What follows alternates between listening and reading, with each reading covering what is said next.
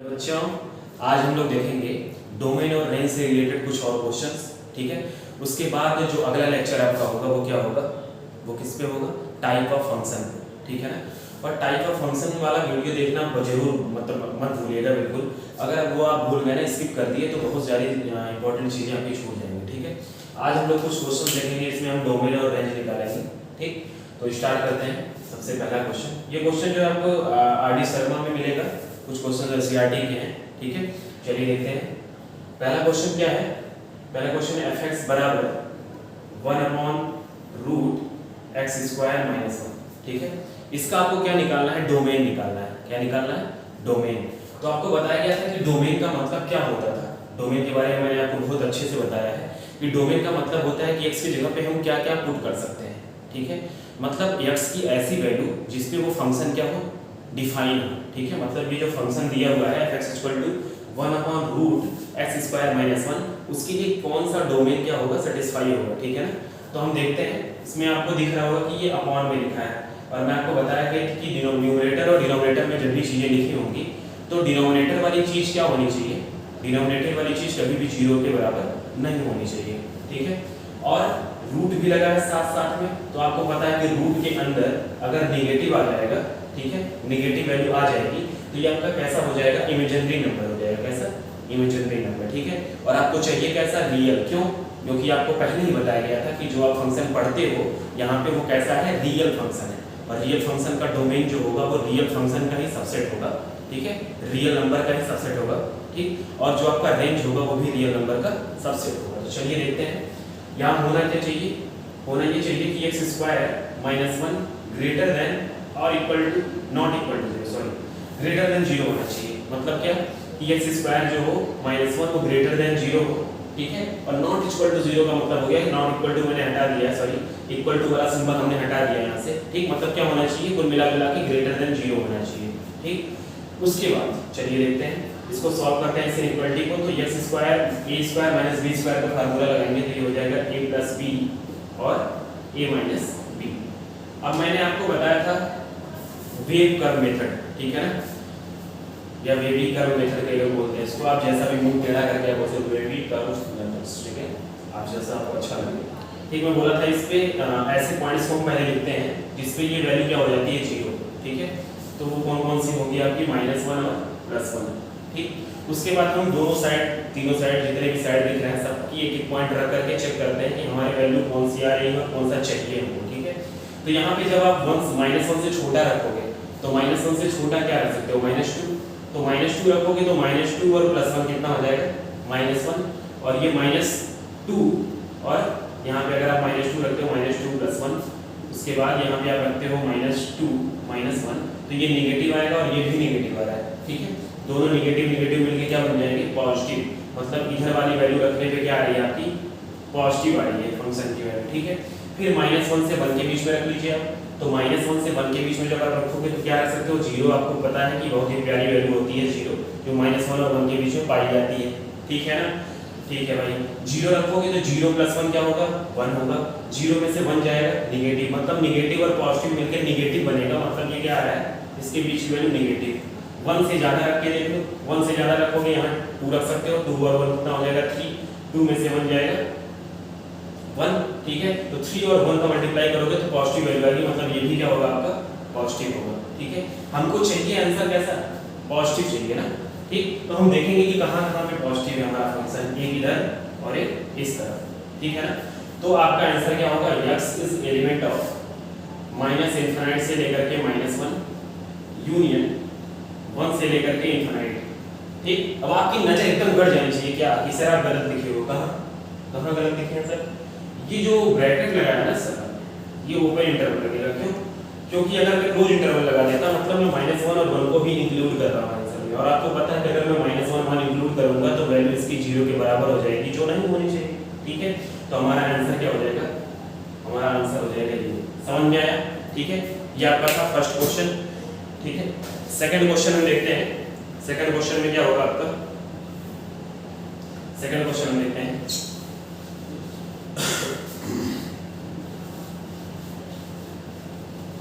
Second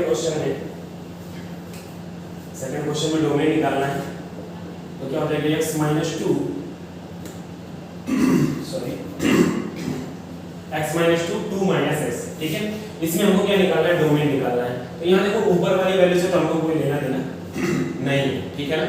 हमको किससे मतलब है, नीचे डिनोमिनेटर वाली वैल्यू से। डिनोमिनेटर वाली वैल्यू कैसे होनी चाहिए, 0 के बराबर नहीं होनी चाहिए। तो आपको दिख रहा है ये बहुत ही हलवा क्वेश्चन था, लड्डू की तरह। ये आर डी शर्मा में दिया था, लड्डू की तरह क्वेश्चन है। कैसे भाई, नीचे वाली वैल्यू 0 नहीं होनी चाहिए। तो आपको दिख रहा है कि नीचे वाली वैल्यू 0 कब होगी, जब हम x पे क्या पुट कर देंगे, 2 पुट कर देंगे, ठीक है ना।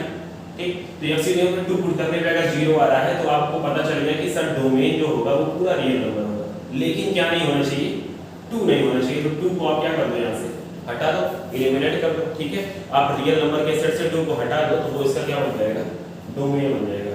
अरे सर क्या सर ऐसे ऐसे क्वेश्चन हम करवा रहे हैं, कोई बात नहीं, हो जाता है।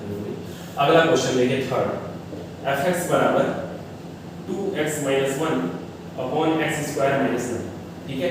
यहाँ भी आपको दिख रहा होगा कि क्या करना है हमको, ऊपर वाली वैल्यू से कोई मतलब नहीं है, बस डिनोमिनेटर हमको ध्यान देना है कि ये नॉट इक्वल टू 0 होना चाहिए। क्या होना चाहिए, नॉट इक्वल टू 0। अब आपको ये भी दिख रहा है साफ साफ कि इसमें कौन सी वैल्यू हम पुट करेंगे कि ये नॉट इक्वल टू 0 होना, सॉरी कौन सी वैल्यू पुट करेंगे कि ये 0 हो जाए। तो पहले तो आप ये निकालो ना कि इस पे ये 0 हो रहा है, ठीक है। तो आपको दो वैल्यू मिलेगी। कैसे, आपको पता है सर a प्लस बी और a माइनस बी का फार्मूला, ये a स्क्वायर माइनस 9 को लिख सकते हो 3 का स्क्वायर, ये हो जाएगा x माइनस 3 और x प्लस 3 इक्वल टू 0। अगर आप एक बार x को 0 के बराबर करोगे तो 3 आएगी वैल्यू, और एक बार माइनस 3, मतलब क्या सर इतना बोलते क्यों आप, जरूरी है समझना आने के लिए, ठीक है। तो ये 3 और माइनस 3 पे क्या होगा, नीचे वाला फंक्शन 0, नीचे वाला डिनोमिनेटर क्या हो जाएगा 0, जो कि नॉट डिफाइंड हो जाएगा, ठीक है। तो हमको डोमेन के लिए क्या करना होगा, डोमेन निकालने के लिए r में से किसको घटाना होगा, रियल नंबर में से -3 और 3 एलिमेंट, दो एलिमेंट को क्या कर देना होगा, सब्ट्रैक्ट कर देना होगा, हटा देना होगा। तो हमारा वो क्या हो जाएगा, डोमेन, ठीक है ना। अच्छा, ये क्वेश्चन तो कुछ आपने देखा डोमेन पे, ये क्वेश्चन में आपको रेंज भी बता देता हूँ कि कैसे हम रेंज निकालते हैं। तो देखिएगा जरा, ये क्वेश्चन लास्ट वाला मैं रेंज भी बता देता हूँ, लेकिन पहले आपको डोमेन निकालना ही पड़ेगा, ठीक है। डोमेन निकालने के लिए क्या करना पड़ेगा, यहाँ पे देखिए न्यूमरेटर डिनोमिनेटर का खेल नहीं है, यहाँ पे केवल रूट है। कैसा है, रूट। और आपको मैं बताया था कि रूट वाली जब भी वैल्यू आएगी, ठीक। अच्छा, ये आपके दिमाग में ऐसा नहीं आ रहा है कि अभी तक जो एनसीईआरटी में और आर डी शर्मा में क्वेश्चन दिया सारा रूट वाला दिया है या तो न्यूमरेटर डिनोमिनेटर वाला, तो आपके दिमाग में ऐसा तो नहीं आ रहा है कि केवल यही दो क्वेश्चन मिलते हैं, नहीं, ऐसा बिल्कुल नहीं है। और भी बहुत सारे ट्रिग्नोमेट्रिक फंक्शन मिलेंगे, लॉगरिथमिक फंक्शन मिलेंगे, एक्सपोनेंशियल फंक्शन मिलेंगे, बहुत सारे फंक्शन मिलेंगे। इसका आपको डोमेन निकालना होगा और रेंज में निकालना होगा, ठीक। तो उसको हम पढ़ेंगे, ठीक है, उसको छोड़ना नहीं है। ये तो मैं आपके सिलेबस का, ये इतना आपके सिलेबस में इतना ही है, ठीक है। लेकिन और भी चीजें हम पढ़ेंगे, टाइप ऑफ फंक्शंस और पूरे डोमेन और रेंज के बारे में। यहाँ देखते हैं, पहले अगर मैं इसको डोमेन निकालूं तो आपको पता है x-3 greater than equal to 0 होना चाहिए, मतलब कि वो क्या हो जाए, ग्रेटर देन 0, ठीक, ग्रेटर देन 0 होना चाहिए, ग्रेटर देन 0 या इक्वल टू 0 होना चाहिए, ठीक है ना। ग्रेटर देन 0 या इक्वल टू 0, एक मिनट, ठीक है ना। तो क्या हो गया था, ये क्या होना चाहिए, ग्रेटर देन इक्वल टू 0। कौन सा, फोर्थ वाला क्वेश्चन था। यहाँ पे देखिए जरा स्क्वायर छूट गया है, ठीक, तो क्या हो जाएगा, यहाँ पे स्क्वायर हो जाएगा, ठीक है ना। एक मिनट, मुझे क्वेश्चन ये गड़बड़ लग रहा है, मैं चेक कर लूँ थोड़ा सा क्वेश्चन बुक से, ठीक है। यहाँ पे स्क्वायर नहीं है, ये क्वेश्चन में ही गलती हुई थी, ठीक। तो ये क्या हो जाएगा, x-3, ठीक है, रूट में क्या हो जाएगा x-3, तो ये क्या होना चाहिए, ग्रेटर देन इक्वल टू 0 होना चाहिए। क्यों, अब न्यूमरेटर में है ना, डिनोमिनेटर की बात तो हो नहीं रही, 0 भी हो सकता है और बड़ा होना चाहिए 0 से। क्यों, क्योंकि रूट की वैल्यू नेगेटिव नहीं हो सकती है, ठीक है। अच्छा, इसको सॉल्व करते हैं जी। तो क्या हो जाएगा, x is greater equal to 3। आपको पता है ग्रेटर इक्वल टू 3 का मतलब हो गया कि आप कैसे लिखोगे, 3 से लेकर के इनफिनिट, फिर सारा आप गलत लिख देते हो। जब इक्वल का साइन लगा होता है तो यहाँ पे कौन सा इंटरवल होगा, क्लोज इंटरवल। कौन सा इंटरवल, क्लोज इंटरवल, ठीक है ना। तो ये क्या हो गया, इसका डोमेन। तो आपको दिख रहा होगा कि इसका डोमेन केवल कैसा आ रहा है, पॉजिटिव आ रहा है, ठीक। चलो रेंज देखते हैं, इसका रेंज देखते हैं कैसे निकालेंगे। पहले मैं फंक्शन fx को मैं मान लूंगा y, ठीक है, मैं लिख दूंगा y इक्वल टू x-3। अब मैं फंक्शन को उल्टा करने जा रहा हूँ, जो y के इक्वेशन दिया हुआ है उसको मैं x में बनाऊंगा। कैसे, देखना, दोनों साइड स्क्वायर करेंगे तो हो जाएगा y square equal to x-3, ठीक है ना। फिर मैं x की वैल्यू अगर निकालूंगा तो आ जाएगा y स्क्वायर प्लस 3 होगा, x equal to y square plus 3, ठीक है। अच्छा जी, यहाँ आपको दिख रहा होगा कि y स्क्वायर में है, ठीक, मतलब अगर आप नेगेटिव वैल्यू भी रखोगे तब भी पॉजिटिव आएगा, पॉजिटिव वैल्यू भी रखोगे तब भी पॉजिटिव आएगा, ठीक है। लेकिन बात ये यहाँ पे समझने वाली बात कौन सी है कि आप केवल कौन सी वैल्यू यहाँ पे x की लेना है, आपको पॉजिटिव लेना है, ठीक है ना। कौन सी वैल्यू लेना है, पॉजिटिव वैल्यू लेना है। तो यहाँ पे आपको ध्यान देना पड़ेगा कि y की हम कौन सी वैल्यू लेंगे, ठीक है ना। y की कौन सी वैल्यू हम लें कि यहाँ पे क्या है, x की वैल्यू हमेशा पॉजिटिव है, ठीक है। तो यहाँ पे आपको सोचना इसलिए नहीं पड़ रहा है क्योंकि यहाँ स्क्वायर लगा हुआ है, क्या लगा हुआ है, स्क्वायर लगा हुआ है, ठीक है। एक मिनट, स्क्वायर लगा हुआ है, ठीक है। तो यहाँ पे समझने वाली बात, बहुत ही इंपॉर्टेंट बात होती है, बहुत ध्यान से आपको देखना पड़ेगा। और उसके लिए आपको कहाँ जाना पड़ेगा, फंक्शन पे जाना पड़ेगा। कहाँ जाना पड़ेगा, फंक्शन पे, ठीक, कि हम y की वैल्यू क्या लें। क्योंकि यहाँ पे आप देख रहे होंगे कि y की वैल्यू आप कुछ भी लो, नेगेटिव लो, पॉजिटिव लो, दोनों टाइम पे x की वैल्यू कैसी आ रही है, पॉजिटिव आ रही है। लेकिन अगर आप फंक्शन पे जाओगे, ठीक, तो y की वैल्यू हमेशा, यही तो y था आपका, ठीक, तो y की वैल्यू हमेशा क्या होना चाहिए, रूट में है ना ये, तो हमेशा क्या आनी चाहिए, पॉजिटिव आनी चाहिए, नेगेटिव नहीं आ सकती कभी भी। आप रूट के अंदर कोई भी वैल्यू लोगे, नेगेटिव बाहर नहीं आएगा, हमेशा क्या आएगा, पॉजिटिव ही बाहर आना चाहिए, ठीक है। क्यों, क्योंकि हम हमेशा क्या ले रहे हैं, ग्रेटर देन इक्वल टू 0 ले रहे हैं, ठीक है। तो क्या हो गया था यहाँ पे, मैं बोला था कि इसकी वैल्यू निकालने के लिए हम कहाँ जाएंगे, फंक्शन में जाएंगे, ठीक है। तो हम क्या देख रहे हैं कि x की वैल्यू किसके बराबर है, y स्क्वायर प्लस 3 के बराबर है, ठीक। तो x की वैल्यू आपको पता है पहले से, क्या आपको ये पता है कि x की value greater than equal to 3 है। तो भाई यही तो x हुआ आपका, x किसके बराबर है, y स्क्वायर प्लस 3 के। तो x क्या हो जाएगा आपका,